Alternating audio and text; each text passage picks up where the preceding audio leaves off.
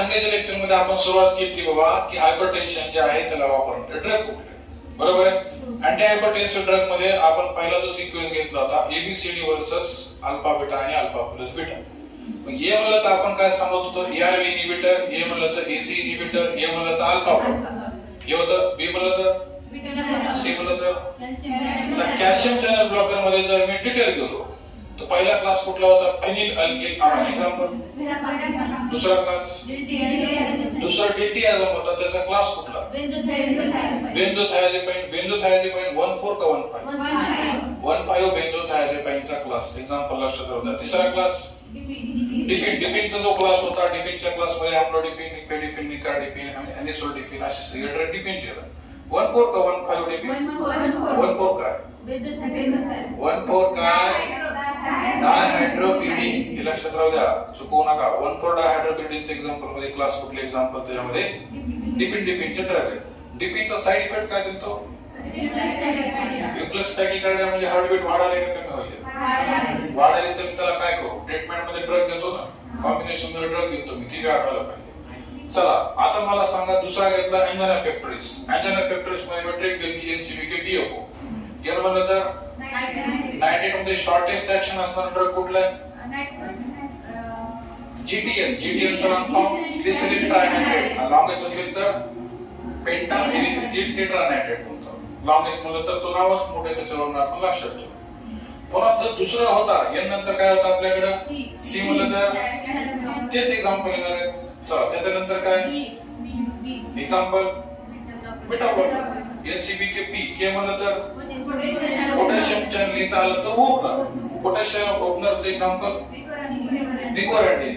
आता याच्यामध्ये काय वाढतं म्हणजे तर साइड इफेक्ट काय देतं आपण, इन्सुलिन लेवल कमी होते आणि शुगर लेवल वाढते. हा potassium channel inhibitor, potassium channel ओपनरचा साइड इफेक्ट हे लक्षात राहतो. त्यानंतर के नंतर काय घेतलं आपण, पी म्हणजे फॉस्फोडायस्टरेज इनहिबिटर. एक्झाम्पलचं नाव काय देतं आपण, डायनोप्रोस्ट नावाचं काहीतरी एक्झाम्पल देतं का, आठवायला लागले. चला त्याच्यानंतर काय घेतलं आपण, fatty acid inhibitor. Fatty acid metabolism inhibitor किंवा फॅटी ऍसिड किंवा फनी चॅनल मेटाबॉलिझम इनहिबिटर, हे दोन होते. त्याच्यानंतर काय घेतलं आपण, फनी नंतर काय घेतलं, अदर मध्ये घेतलं आपण. ठीक आहे.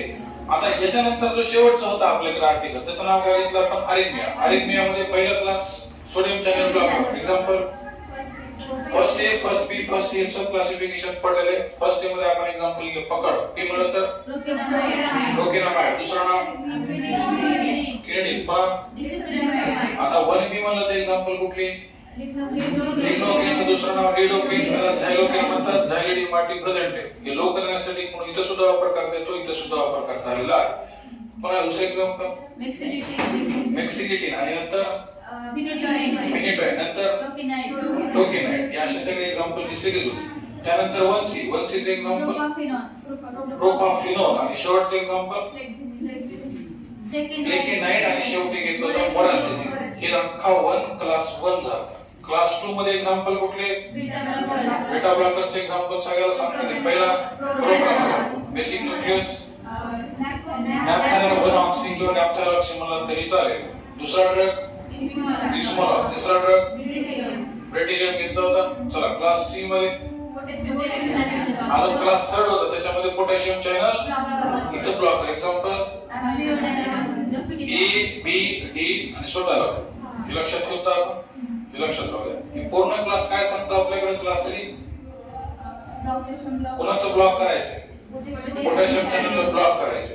तिकडं आपण काय घेतलं होतं, अँजाना पेक्टोरिस मध्ये पोटॅशियम चॅनल.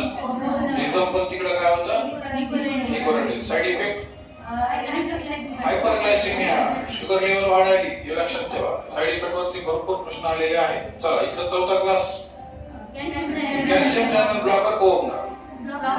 4 सब क्लासेस आपण बघितलेले, त्याच्यामध्ये ते पण झाले.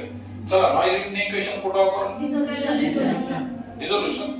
दुसरं इक्वेशन कुठलं होतं, वेट इक्वेशन कोणासाठी, तिसरं इक्वेशन हिगूची इक्वेशन कोणासाठी, release of drug from the granular matrix. चौथं इक्वेशन अँडरसन असर कोणासाठी वापरलं, पीएच साठी.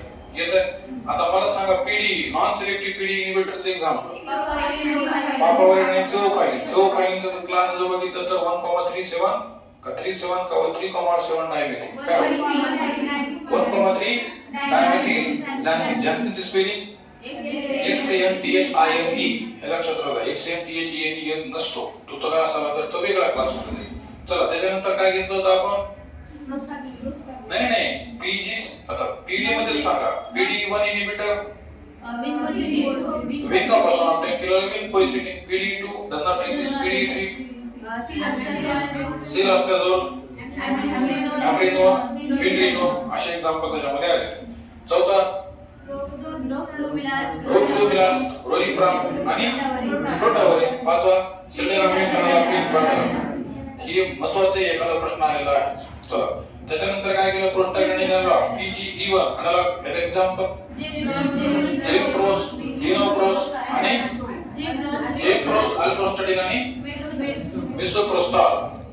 E2 चे एक्झाम्पल आयनोप्रोस्टेन आणि F2 चं I2 अल्फा प्रोस्टासायक्लिन.